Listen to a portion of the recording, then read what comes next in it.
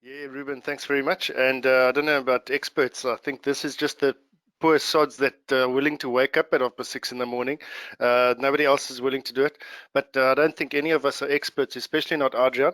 But having said that, look, I think let's say good morning. My name is Richard. I don't know if the rest of the panel want us to say good morning. Hi, guys. Good morning. Morning, everyone. And Richard, It's- you didn't go to bed. That's the only way you can stay awake at this time in the morning.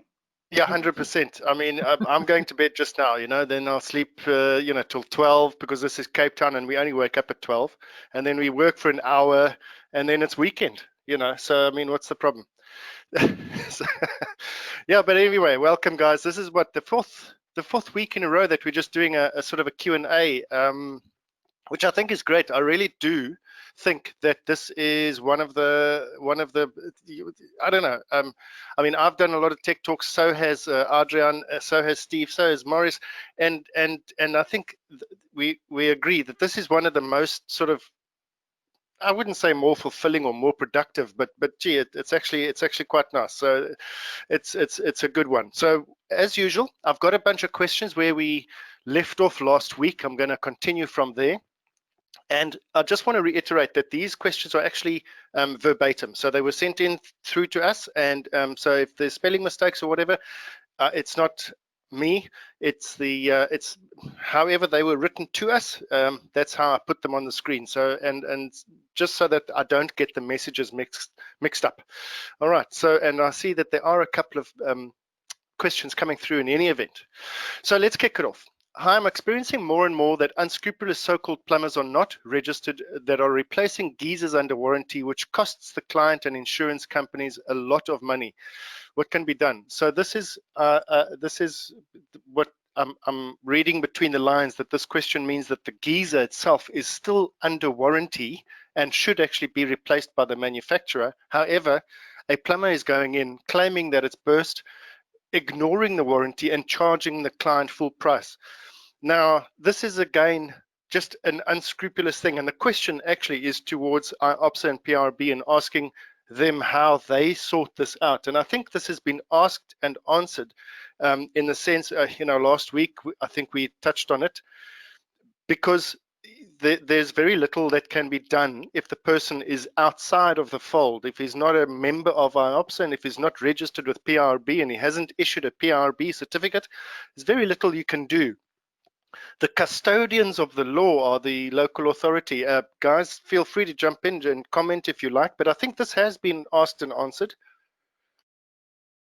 Richard, it has, but let me just emphasize that where these things are brought to our attention. So even though the plumber may not be licensed or registered, if it's done on our complaint side of things, sometimes we'll do. There's a costing in terms of getting the individual to go out and have a look at it.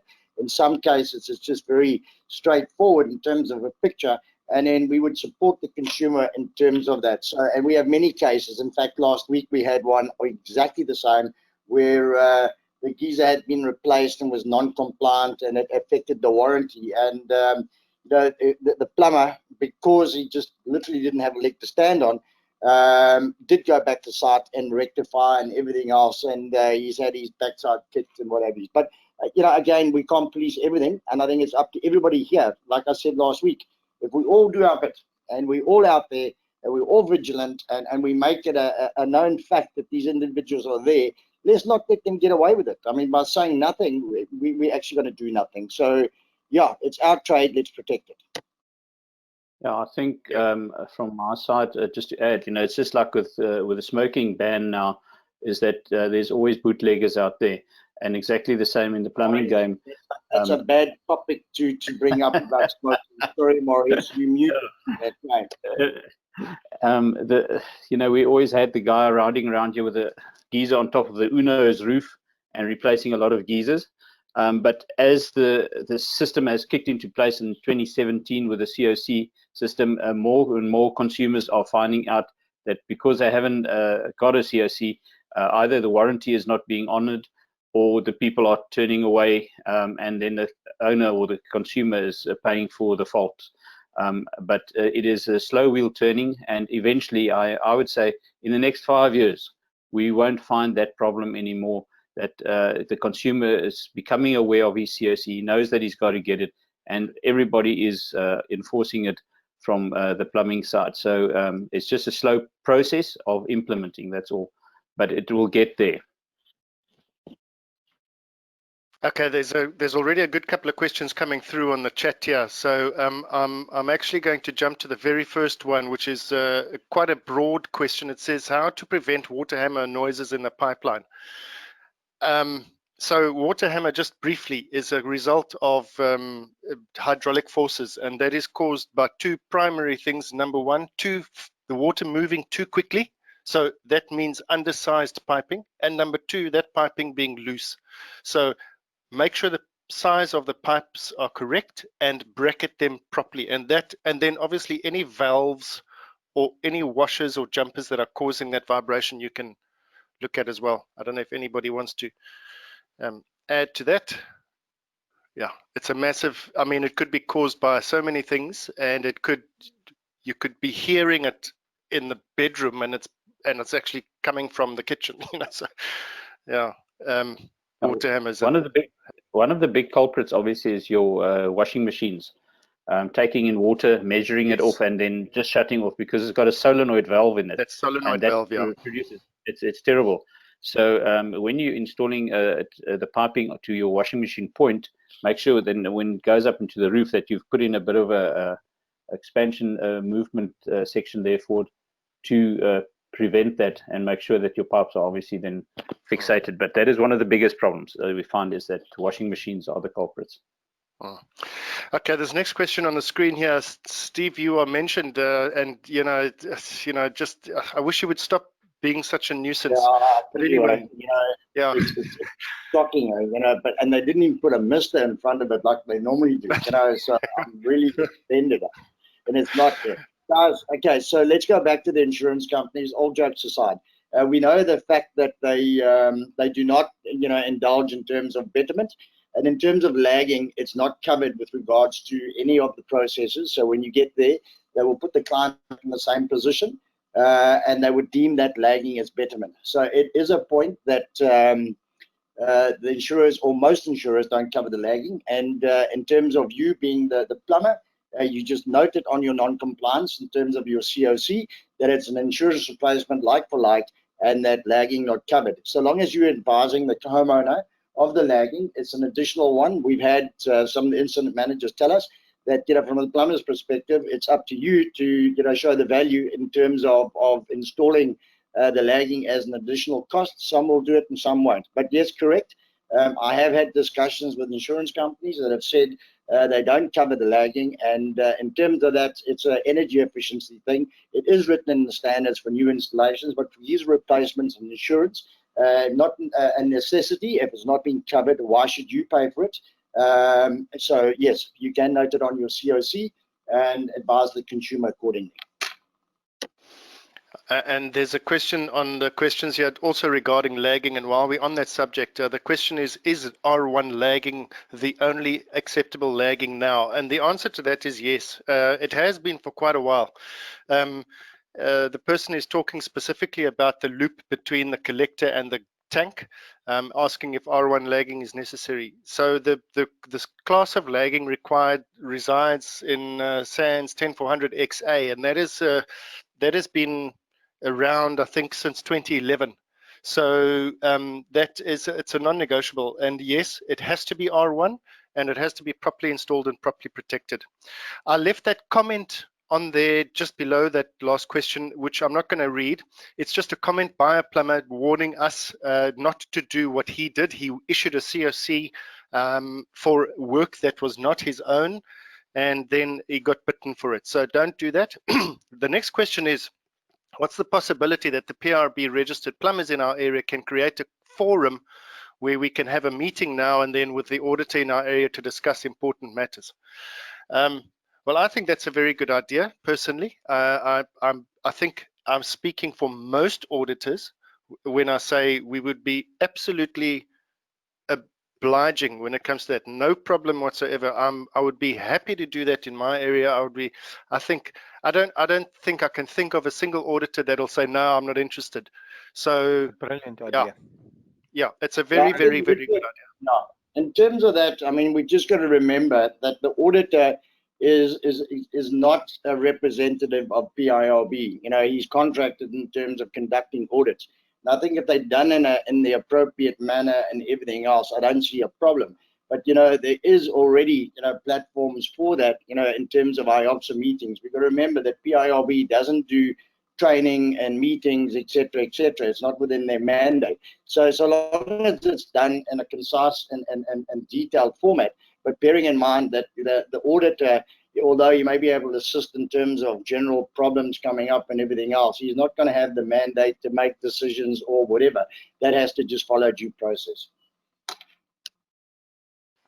Yeah, quite correct. Just to reiterate that the auditor is not the auditor. As Steve said, he works as a contractor, and he's not representative of IOPSA at all. He's an auditor. However, there are a couple of us that fulfill dual roles, and I don't think anything negative can come from it as long as you say, due process is followed. So I think that I mean, if the plumbers in an area, if 10 of them get together and contact the auditor and say, hey, listen, let's have a braai or whatever, and let's make a constructive evening out of it, then I think it'll be a very good call. Okay, this one, it says, I attended a solar geyser installation not correctly installed, and it carries on to say it's not 103 compliant. And the question is basically, can I just complete the installation, issue CSC? So I think the crux of this is about the non-compliance notice and where do they go when they are faced with an impossible, a situation where it's impossible to make it compliant. I don't know, Marius or Adrian, want to talk about that?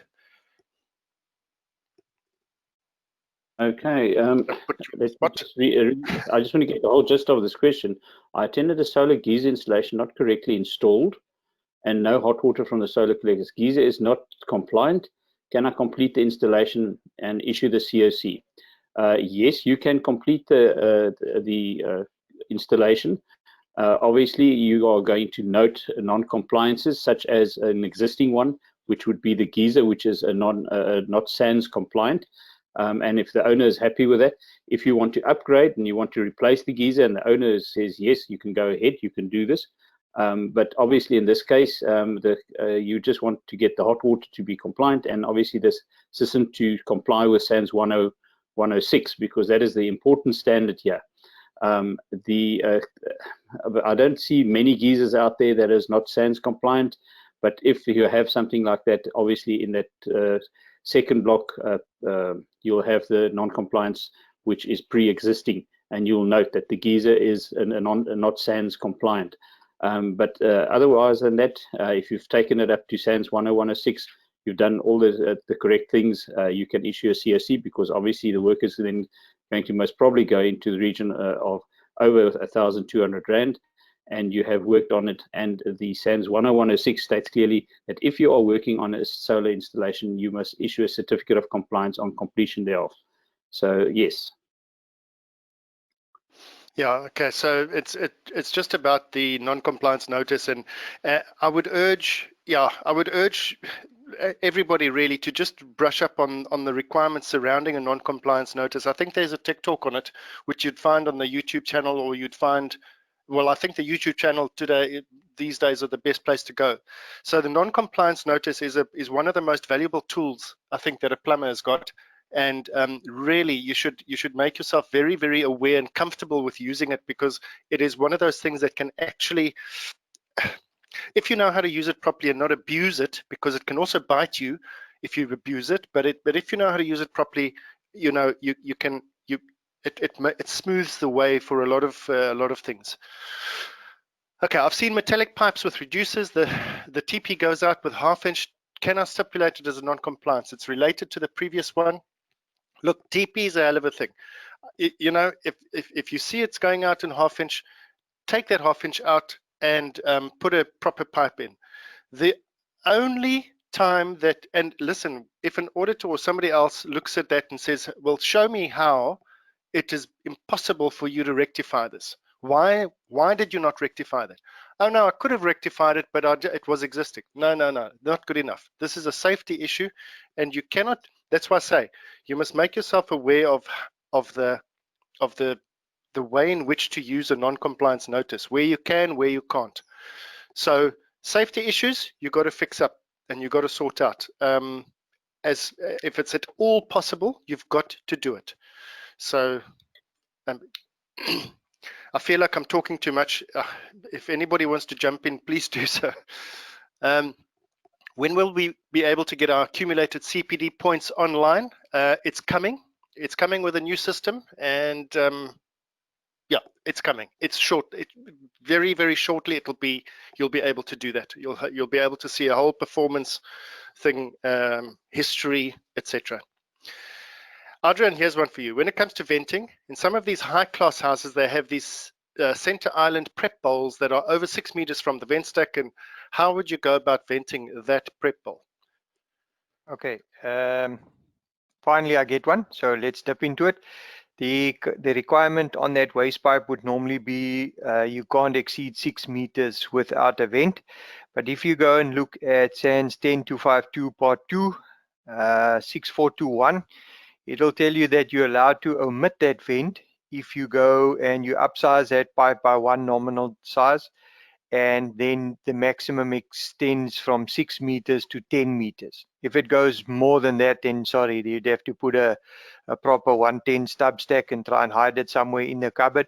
But the standards, if you look at 10252 Part 2, says you may omit that vent at a 6 meter length if you upsize by 1 nominal diameter. So yes, you would be able to get away from that 6 meters, but only up to a maximum of 10. After that, you'd have to put a closed system, proper stub stack in that cupboard or in that position. That's the same question, but it says here if you put a one-way vent under the prep bowl, you can't even vent high. You can't vent higher than. Okay, I think you've asked or been asked and answered. I'm not quite sure what happened there. I beg your pardon. Yeah, the one-way vent valve is a definite no-no, because if you look at the standards will tell you that if you are going to use a SANS 1352 compliant vent valve, it should be able to not only let air in, but it should also be able to vent or to escape pressure. So one way, definitely below flood level, they're non-compliant. So yeah, I wouldn't even look at that option. You could correct me if I'm wrong. You could add a trap vent, couldn't you? There are specific types of vents that are designed to be installed just after the trap. Is that something that one could look at? Yeah, you know, they are mentioned in the standard, but they let's put it this way: I've not seen one for at least 2 decades. You do get these new fancy traps that are supposedly have vents built into them, but they've not been tested, or I haven't seen one that is actually compliant yet. So I would rather stick to upsizing the pipe and making sure the thing goes out without leaving a vent. Because the moment you have a vent in the cupboard, that means you could actually have odors and bad smells and what have you not come into your house in any event. So I'd rather just upsize the pipe and run it out clean. Okay, there's a question that's come through on the questions here that I'd just like to address quickly. I think it's very common and it happens all the time. It says, thanks Mark for this. I do a lot of work in estates where architects try to hide piping and especially vents. They ask us to vent to an air brick and up through the roof. Can I comply? They ask us to vent to an air brick and not up through the roof. In other words, they're asking the plumber to do it illegally. Can I comply with the request and, like the geyser issues, note it as a non-compliance on the COC? If you look at, and Adrian, you'd know much more about this than me, but if you look at the requirements for stacks in a building, it says that you have to be able to walk into it as a human being. You have to be able to access this pipe, walk into it, and completely service and access these pipes. That's just what I wanted to say about vents. But Arjan, go for it. Take it away.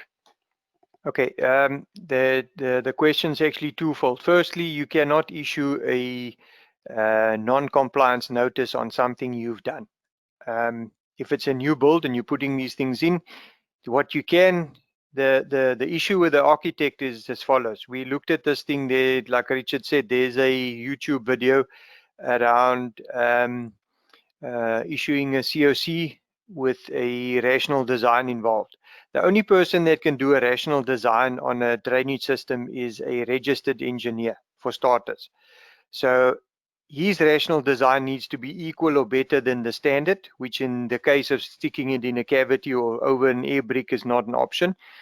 Then the issue then becomes as if you have given your client or the builder or the owner and the architect written notice of this thing not being compliant, then yes, at the end of the project, when it comes time for that engineer to sign off his own work or to sign off on his own rational design, he takes the can for that, and your notice would, or your COC would be for your workmanship and the material you've used with reference to that notification that was given to the developer or the builder or the engineer, saying that your system does not comply, and you've covered yourself like that. I'll just have a look at that YouTube, IOPSA YouTube site. There is one called issuing a COC and a rational design.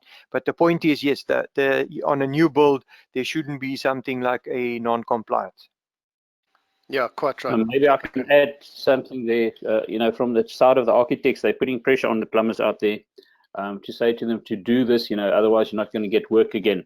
But in this instance, the important thing for the plumber is to make sure that you know your standard, know where it is referenced. So when you approach your architect, you can show him in the standard or the engineer to say to him, listen, sir, this is what the standard says. This is what my COC says. I must issue a COC according to the standard. We are now contravening the standard. I cannot do this. So if you want to do this, you'll have to either make a rational design or you are taking the full responsibility for this. So the onus is then going to the engineer or the architect. And as soon as you can show them that they are taking a full responsibility, they might just decide to change their story and then change their design. But do not feel pressured by the architects, but know your standard, take it to them and show it to them. Otherwise, they put unnecessary pressure on you to take the can, and then when the odors start running into the house, they are phoning you. But at least you can then show, but I'm not taking the responsibility. And it's actually for the local authorities, should actually not issue a occupation certificate if there is a non-compliance. But I know that some of the municipalities don't pick it up. They just find the certificate. They don't even read the certificate to see if there's any non-compliances. So make your architect and your engineer aware that they are now taking the responsibility for this installation as far as this design is concerned. Yeah, very good point. There's another question come through on the questions tab. Hamid Peterson, thanks very much. It relates to that upsizing of the prep bowl waste, Adrian. So he's asking, so do you mean if we upsize it to 50, or if we've used 50, do we upsize it to 75? I think I just wanted to mention there that the size of that waste, the waste, if it's a normal below 6 meter length, etc. waste, it is determined by the standards. We cannot decide what size. I can tell you that it would have to be a 50 mil to start off with. So when Adrian is talking about upsizing, yes, he's talking about upsizing it to the next size up, which would be 75. I just wanted to mention. Thank you, Richard. Yeah. Okay, so the next one is, does a gas geyser installation need a PRV? Can I jump in here? Yeah. Okay, without getting shot or reported to every other body, I would like to refer you to SANS 10252 Part 1. There's a very specific reference to putting in gas geysers, and the issue that we do have with the installation of gas geysers is there's about 2 or 3 major ones. Firstly, when you're talking about a gas geyser, you first need to find one that is actually tested to a SANS standard. They all have approvals from LPGA, and you know what, they're gas safe and what have you not. There's actually a standard for these units. I think it's 1808. Well, I can't remember exactly now, but there's a definite standard for the unit. So that needs to comply. Secondly, the standard then says that this whole process gets triggered by an orifice and a solenoid and which then means that your actual design, pipe sizing, length of runs, all of that needs to be taken into account, and your system needs to be balanced pressure. So if you're saying, or you're asking whether this gas geyser installation needs a PRV, yes, your whole installation needs a PRV to keep it below 600 kPa. The sad bit is that you'll battle away for ages to get your hot water on that gas geyser going through a little, what would you call it? Let's, for argument's sake, call it a 4 or 5 millimeter tube in those flames, heating up the hot water on that instantaneous, going through to a fixture and a half-inch pipe. So it's almost impossible to balance your hot water system if you're using an instantaneous gas geyser. There are more expensive ones that have actually, like, they've got their own storage, like a cylinder, normal geyser. They work far easier and far better. The problem is that they cost about 10 times more than what instantaneous is. But yes, you do need a PRV on your total installation. Okay, and then there's quite a few questions coming through. I actually just want to address this one. It's by Amos. Amos has asked, is a lever valve between the geyser and PRV allowed, considering the fact that it is not a one-way valve or a non-return valve? Should the manufacturer avoid the geyser warranty because of a lever valve placed between the geyser and the PRV? Okay, this is a common mistake and common misconception, that a lever ball valve, because when it's open, excuse me, is a full way valve. Water can flow backwards and forwards through it, and therefore it's a lot of people think that you can actually put it between a PRV and a tank because it's not a non-return valve and it's not going to restrict the flow. Hello. When you switch it off, it restricts the flow. So the standards are very clear. Guys, please, nothing can be installed between the PRV and tank. Nothing that in any way, shape or form can cause a blockage or an obstruction. When that lever valve is closed, and don't tell me it's in the ceiling, so somebody will, and somebody can. And if you take the 5 million installations that are in South Africa and each one had a lever valve between the PRV and tank, some of them will be closed, trust me. So that's the situation. Nothing can be installed between that. Okay. Okay, then what are the regulations if the vacuum breakers cannot be raised 300 millimeters above the hot water cylinder due to space restrictions, for example, concrete slabs in flat?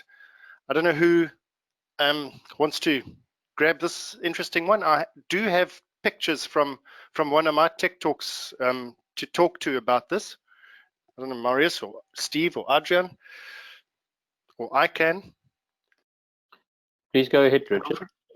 Okay, I'll go ahead. Okay, so if you can't get the 300 millimeter head or distance between the top of the tank and the vacuum breaker, then you need, the standards use words and they describe a scenario like this, where they say you may, if the vacuum breaker is more than 700 millimeters away from the outlet, it may be teed directly onto the hot water pipe. Those are the words that it uses. So you can see that it's 700 millimeters away from the port, and it has been teed directly onto the hot water pipe, eliminating the 300 mil. So that's there. And if you use vacuum breakers that have got help me out guys, 0.3 kPa opening pressure, then you can do so on the cold water line, and it still constitutes an anti-siphon loop there. You've moved the 700 there, and that is doable, provided that the vacuum breaker is, guys, please jump in, because I think this is a little bit of contentious issue, but I'm going to say, provided that vacuum breaker is a 0.3 kPa opening pressure vacuum breaker. Yeah, Compliant a special breaker. Compliant, yeah. So a scenario like this, for example, is incorrect. It's not what the standards meant. There is the hot water line, and it is not more than 700 millimeters away from the hot water line. It is teed directly in there, and it's got its own dog leg. we've had a discussion about this, and I don't know, guys, jump in. I think the general consensus is that something like this would probably still work. Hey, and the question is whether this contravenes the standards. I think there's a little bit of a gray area here. So these dog legs are common, and some of them have been failed and some of them have been passed. I think also, Richard, is to just check with the manufacturer, because even though this is covered in the standard and it has been there, I have found that some geyser manufacturers will void the warranty if it's installed in this manner, or even if it's done as your previous slide showed. And I'd also like to bring that point in too for the previous question with regards to the valve between the PRV and the geyser, is that there are some manufacturers out there that will still carry the warranty, and then sometimes it's on region. So I've had it where, for example, Gauteng will say yes, it's okay, and then in the Western Cape or KZN, no, it's not okay. So I think the clear thing is, in terms of this, is that, you know, most manufacturers are very open and they're very good in terms of providing info and guidance. So just have a chat with them, you know, just to make sure that it is that way. And guys, let's be real. There are installations that are virtually impossible to actually, you know, complete installation exactly. You know, each installation is different. So again, it goes back to the non-compliance notice in terms of that. So long as you've communicated it with the client and advised them there may be a possible issue with regards to warranty, etc., just do as much as you can in terms of where you are, and obviously in terms of what the manufacturers are and what the standards are. But you know, we all know it, we've all done them, where it's just impossible. Without relocating the geyser, nobody's going to carry that cost. Oh, Steve, if I can add there, is that, you know, when you get that, don't just fall into the trap of just removing the geyser and leaving it as the previous plumber installed it, maybe non-compliant. Have a look at all the options you've got there. Consult the auditor in the region, most probably. You know, send him a photo, ask him what does he think, and then many a times, you know, in that way you can find a solution. But do consult somebody for a second opinion on that when you get something like that. Don't just fall into the trap of just changing the geyser and leaving it like that. Do consult for a second opinion, and then if you're being audited, then the auditor will know, okay, well, this was it has come to my attention, and that is where it's quite valuable knowing who your auditor in the region is, that you can ask him what is his opinion on this.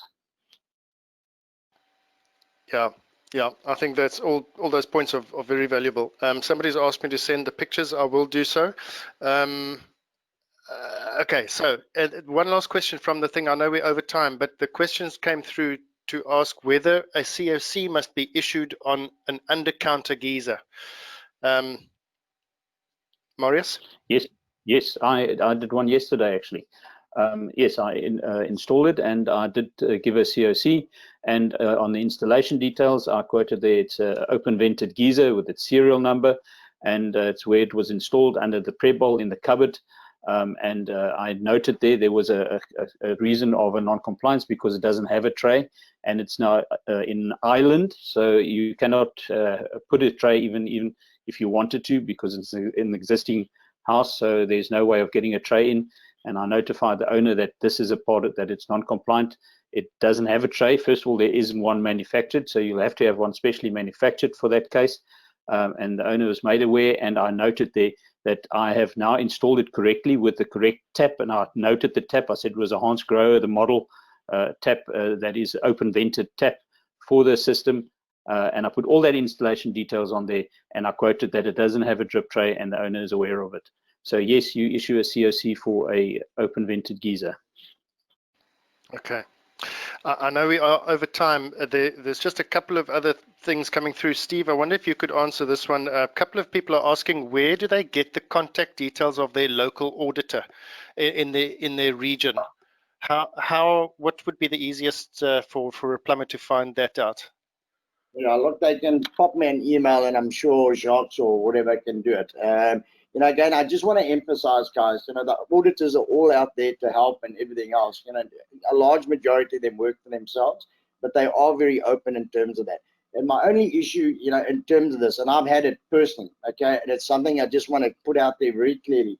that, finding the auditor and, and he's busy driving his truck, or Richard's just woken up, or Morris has gone fishing or whatever, is that, all too often we also have the auditors being used as an excuse. Oh, but I phoned the auditor and he said this, and I phoned. So, I'm very, in terms of that, yes, the communication with the auditor, but in the correct format. And if you have been issuing COCs, you would have had that auditor out there, and we do change because we don't want things like my auditor, so we do alternate between people, and, so we just got to do it in the correct format.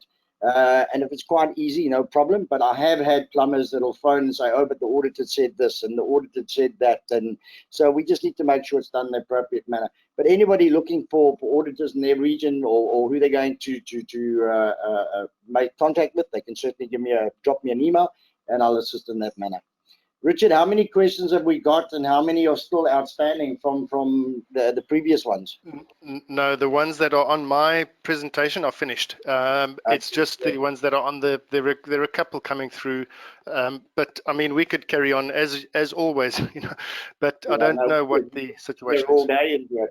But I think, guys, I mean, look, we're going to take a cut now because we are over time, Richard. And I think what we'll do is, I think we've got Patrick next week. I think Patrick's on call next week. It really is good to see the attendance. So, guys, just to let you know, in the room today, we've got over 283. I was looking at 284 guys into this. So, if this is the type of format, and we are here for you guys, and if this is the type of format that you believe is going to work, then we could, have these sessions a little bit more. And I think they are very progressive in terms of the contacts that I get afterwards. So saying, it's a place to be able to put these questions together and send them through, and we can answer them. So, if you guys, of those 284, if this is the type of format you'd like to continue, maybe twice a month, whatever, you may get sick of listening to Richard, myself, Marius, Adrian. But if there's anything specific, please let us know, and we're guided by you. We want to deliver what the plumber wants. So if you want us to shut up, please just say, give us Patrick or somebody else. But if you believe that this is adding, sort of value, and you have any suggestions in terms of adding more value, please let us know.